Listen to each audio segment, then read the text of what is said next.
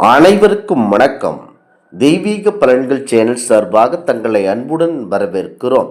இன்று நம் காணொளியில் காண விரும்புவது தை மாதம் சங்கடகர சதுர்த்தி விரதம் சிறப்புகளை பற்றி இந்த காணொளியில் பார்க்கலாம். வாருங்கள் காணொளிக்கு செல்லலாம். மறக்காமல் ஒரு சப்ஸ்கிரைப் செய்யவும். அருகம்புல் அற்புதமானது. எளிமையான இந்த புல் நம்முடைய ஆரோக்கியத்திற்கு மட்டுமல்ல, ஆன்மீக ரீதியாகவும் ஒரு அற்புதமான பொருளாக உள்ளது. தை மாத சங்கடகர சதுர்த்தியான இன்று விநாயகருக்கு பிடித்தமான இந்த அருகம்புல் வைத்து வழிபட்டால் நம்முடைய கஷ்டங்கள் சங்கடங்கள் அனைத்தும் நீக்கும். கடன் பிரச்சனை கண்டிப்பாக முடிவுக்கு வரும். முழு முதற் கடவுள் விநாயகப் பெருமானை தேய்பிறை சதுர்த்தியில் வழிபாடு செய்வது மிக பெரும் நற்பலன்களை தரக்கூடியது. சங்கடம் என்றால் இக்கட்டு, தொல்லைகள், கஷ்டங்கள், தடைகள் என்று அர்த்தம். அரகென்றால் நீக்குவது என்று பொருள். பௌர்ணமிக்கு அடுத்ததாக வரும் சதுர்த்தி திதியே சங்கடகர சதுர்த்தி திதியாகும். சதுர்த்தி திதி விநாயகருக்கு மிகவும் உகந்த நாளாகும். சுக்லபட்சம் வளர்பிறை சதுர்த்தி வர இன்று, அதாவது சதுர்த்தியை வர சதுர்த்தி என்றும், கிருஷ்ணபட்சம் தேய்பிறை சதுர்த்தியை சங்கடகர சதுர்த்தி என்றும் கூறுவார்கள். ஒவ்வொரு பௌர்ணமிக்கு பிறகு வரக்கூடிய 4வது நாளான சதுர்த்தி தேய்பிறை சதுர்த்தி சங்கடகர சதுர்த்தியாகும். இந்த சதுர்த்தி திதியில் வழிபடுபவர்களுக்கு அனைத்தும் நல்லபடியாக நடைபெறும். வளர்பிறை சதுர்த்தியில் வானில் சந்திரனை பார்ப்பது அல்லது 4ஆம் நாள் பிறையை பார்ப்பது கேடு விளைவிக்கும் என்பது பெரியோர்களுடைய வாக்கு. ஆனால் பௌர்ணமிக்கு பிறகு வரக்கூடிய தேய்பிறை சதுர்த்தி மிகவும் சிறப்பு வாய்ந்தது. இதுவே சங்கடகர சதுர்த்தியாகும். நமக்கு வரும் சங்கடங்கள் அனைத்தையும் நீக்கி சௌபாக்கியம் தரவல்லது சங்கடகர சதுர்த்தி விரதம். இன்றைய தை மாத சங்கடகர சதுர்த்தி விரதம் என்பதனால் இந்த விரதம் இருக்க முடியவர்கள் மாலையில் விநாயகருக்கு, அதாவது விநாயகர் ஆலயத்திற்கு சென்று அருகம்புல் வைத்து பரம்பொருள் விநாயகப் பெருமானை வழிபாடு செய்ய வேண்டும். இன்றைய தினம் விநாயகரை வழிபட்டால் நீண்ட நாட்களாக தீராமல் உள்ள நோய் தீரும். வாழ்க்கையில் தொடர்ந்து பல வகை துன்பங்களுக்கு உள்ளாகின்றவர்கள் நிலையான சந்தோஷத்தை அடைய முடியும். மிக சிறப்பான கல்வி, அறிவு, புத்தி, கூர்மை, நீண்ட ஆயுள், நிலையான செல்வம், நன்மட்கற்பேறு என பலவிதமான நன்மைகளை அடைய முடியும். சனி தோஷத்திற்கு உள்ளாகிறவர்கள் சங்கடகர சதுர்த்தி விரதத்தை கடைபிடித்தால் சனியால் ஏற்பட்ட பாதிப்புகள் கண்டிப்பாக நீங்கப்பெறும். சங்கடகர சதுர்த்தி தினமான இன்று விநாயகர் கோவிலுக்கு சென்று ஆலயத்தை 11 முறை வலம் வர வேண்டும். அருகம்பல் கொடுத்து விநாயகருக்கு அர்ச்சனை செய்து நெற்றியில் பொட்டு போட்டு குட்டி கொண்டு தோப்பு கர்ணம் போட்டு விநாயகரை வணங்க வேண்டும். விநாயகர் கோவிலில் நடக்கும் சங்கடகர சதுர்த்தி பூஜையின் போது விநாயகரின் அபிஷேகத்திற்கு தூய்மையான பசும்பாலை வழங்க வேண்டும்.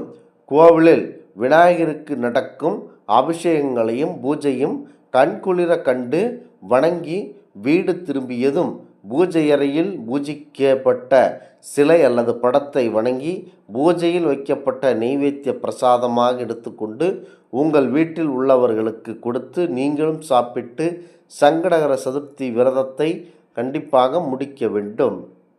விநாயகருக்கு பிடித்த இலை வன்னி இலை. வன்னி இலைகளால் விநாயகரை பூஜிப்பது சிறப்பான பலன்களை தரும். அதிலும் வன்னி மரத்தில் அமைந்திருக்கும் கணபதி ஆனந்தமயமானவர். நினைத்த காரியம் தடையில்லாமல் நடக்க விரும்புபவர்கள் இந்த வன்னி விநாயகரை வலம் வந்து வேண்டினால் வேண்டியது கிடைக்கும் என்பது ஐதீகமாகும். சங்கடகர சதுர்த்தி விரதத்தை முக்கியமாக மாசி மாதம் கிருஷ்ணபட்சம் செவ்வாய்க்கிழமையோடு வரும் சதுர்த்தி திதியில் தொடங்கி ஓராண்டு விதிப்படி அனுஷ்டித்தால் எல்லா துன்பங்களும் நீங்கும். செல்வம் செல்வாக்கு கிடைக்கும்.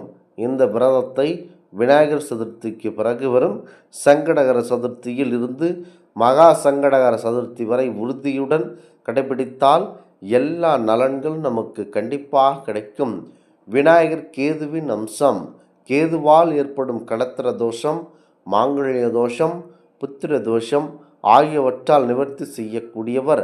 சந்திரனால் ஏற்படக்கூடிய தடைகள் தோஷங்களை போக்கக்கூடியவர். கடன் பிரச்சனைகள் நீங்கவும் செல்வம் வளம் பெருகவும் சந்திரனால் ஏற்படும் தோஷங்கள் நீங்கவும் கேதுவால் ஏற்படும் தோஷங்கள் நீங்கவும் சங்கடகர சதுர்த்தியில் விநாயகர் தரிசனம் செய்வதற்கு விநாயகருக்கு சூறை தேங்காய் உடைப்பது, விநாயகருக்கு அபிஷேகத்திற்கு பால் வாங்கி கொடுப்பதன் மூலம் சங்கடங்கள் நீங்கி நல்ல ஒரு முக்கியத்துவமான வாழ்க்கை நமக்கு அமைய மாபெரும் ஒரு உதவிகரமானதாக இருக்கும். முக்கியமாக சங்கடகர சதுர்த்தி திதியில் விரதம் இருப்பவர்களுக்கு அனைத்து விதமான துன்பங்களும் நீங்கி நல்ல ஒரு கஷ்டமில்லாத வாழ்க்கை நமக்கு அமைய பெறும் என்பது எந்த ஒரு சந்தேகமும் இல்லை. குறிப்பாக சங்கடகர சதுர்த்தியில் சுபிட்சம் பெருக முக்கியமாக விநாயகப் பெருமானையே வழிபட வேண்டும். ஒவ்வொரு தெய்வத்திற்கும் ஒவ்வொரு திதி நட்சத்திர விரதம் இருந்து வழிபடுவதற்கு ஏற்றதாக இருக்கும். அப்படி விநாயகப் பெருமான் அருளை பெறுவதற்கும் வழிபாடுகளை செய்வதற்கும் ஏற்ற திதியாக சொல்லப்படுவது சதுர்த்தி திதியாகும். தேய்பிறையில் வரும் சதுர்த்தியை சங்கடகர சதுர்த்தி என குறிப்பிடுகிறோம். இது துன்பங்களை போக்கும் விரதமாகும். முக்கியமாக விநாயகரை சங்கடகர சதுர்த்தி என்று விரதமிருந்து வழிபடுவதனால் வாழ்வில் நன்மைகள் பெருகும். அந்த வகையில் தை மாதத்தில் வரும் சங்கடகர சதுர்த்தி விரதம் மிகவும் விசேஷமானதாகும். தை மாதம் பெருக்கத்திற்கான மாதம் என்பதனால் இந்த மாதத்தில் வரும் சங்கடகர சதுர்த்தியும் பெருக்கத்தை கொடுக்கும் விரத நாளாகவே பார்க்கப்படுகிறது. முக்கியமாக திதிகளில் 4வது திதியாக வரும் சதுர்த்தி திதி முழு முதற்கடவுளான விநாயக பெருமானுக்குரியதாகும். மாதத்தில் இருமுறை வரும் சதுர்த்தி திதிகளில் இது தேய்பிறைகளில் வரும் சதுர்த்தியை சங்கடகர சதுர்த்தி என கொண்டாடப்படுகிறோம். எப்படிப்பட்ட துன்பமாக இருந்தாலும் அதை வேரோடு அறுத்திடக்கூடிய விரதம்தான் சதுர்த்தி விரதமாகும். இதனால் விநாயகரின் அருளை வேண்டி பலரும் தங்களின் துன்பங்கள் தீர சங்கடகர சதுர்த்தியில் விரதம் இருந்து வழிபடும் பழக்கம் உள்ளது.